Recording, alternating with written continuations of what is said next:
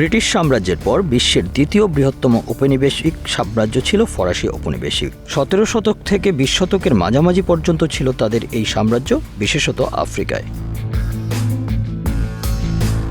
সেই প্রথার বিলুপ্ত হলেও এখনও আফ্রিকার নিয়ন্ত্রণ ফরাসিদের হাতে। বিগত 50 বছর ধরে আফ্রিকাকে অর্থনৈতিক, রাজনৈতিক ও সামরিক উপায়ে নিংড়ে খাচ্ছে দেশটি। 1960 সালের দিকে একে একে স্বাধীনতা লাভ করে পশ্চিম ও মধ্য আফ্রিকার ফরাসি উপনিবেশগুলো সেনেগাল, মালি, আইভরি কোস্ট, চাদ, গ্যাবন সহ আরও অনেক দেশ। তবে ফ্রান্স যেটা করলো সেটা হলো নতুন একটি চুক্তি, নতুন ধরনের শাসন ব্যবস্থা। একে বলা হয় ফ্রান্স আফ্রিক, এমন এক নেটওয়ার্ক যেখানে ফরাসি রাজনৈতিক ও ব্যবসায়িক এলিটরা আফ্রিকার নেতা ও কর্পোরেশনগুলোর সঙ্গে গোপনে সম্পর্ক বজায় রাখে। আফ্রিকার 14টি দেশের অর্থনীতিকে আজও নিয়ন্ত্রণ করছে একটি মুদ্রা, CFA ফ্রাঙ্ক। এটি এমন একটি মুদ্রা যার মান নির্ধারিত হয় ফরাসি ট্রেজারির মাধ্যমে। এই মুদ্রার মাধ্যমে আফ্রিকার দেশগুলো তাদের বৈদেশিক মুদ্রার 50% ফ্রান্সে জমা রাখতে বাধ্য।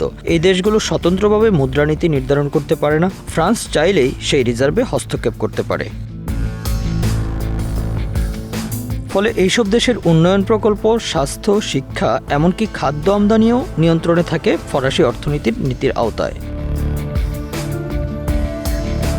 ইউরেনিয়াম, সোনা, তেল, কোটান, বক্সাইট, আফ্রিকার মাটিতে রয়েছে পৃথিবীর সবচেয়ে প্রাকৃতিক মূল্যবান সম্পদগুলো। কিন্তু প্রশ্ন হলো, কারা পাচ্ছে এই সম্পদের আসল লাভ? উত্তর হলো ফরাসি কোম্পানি। বিশেষ করে আরেভা এবং টোটাল, এই দুইটি জায়ান্ট কোম্পানি আফ্রিকার অনেক দেশে কয়েক দশক ধরে খনির মালিকানা ও তেলক্ষেত্র নিয়ন্ত্রণ করছে। নাইজারে ফ্রান্স ইউরেনিয়াম উত্তোলন করে, যার বেশিরভাগই যায় ফরাসি পারমাণবিক চুল্লিতে, অথচ নাইজার নিজেই বিদ্যুৎবিহীন গড়ে থাকে। গ্যাবনে ফ্রান্সের কোম্পানি বনভূমি ধ্বংস করে কাঠ রপ্তানি করে, যেখানে স্থানীয় জনগণ নামমাত্র মজুরি পায়। ফ্রান্সের রয়েছে অন্তত 10টি দেশের সামরিক ঘাঁটি।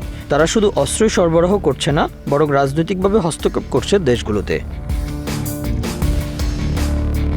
2013 সালে মালিতে ইসলামিক সন্ত্রাস দমনের নামে ফ্রান্স সামরিক হস্তক্ষেপ করে। কিন্তু প্রশ্ন ওঠে, এই হস্তক্ষেপে কি আফ্রিকার নিরাপত্তা নিশ্চিত করেছিল, নাকি ফরাসি খনিজ স্বার্থ রক্ষা করেছিল? ফরাসি বাহিনী বহুবার স্থানীয় গণ আন্দোলন দমন করেছে, যেগুলো করাপ্ট সরকারের বিরুদ্ধে ছিল। ফলাফল, এই হস্তক্ষেপ অনেক সময় উগ্রপন্থা বাড়িয়েছে, রাষ্ট্রীয় অস্থিতিশীলতা তৈরি করেছে।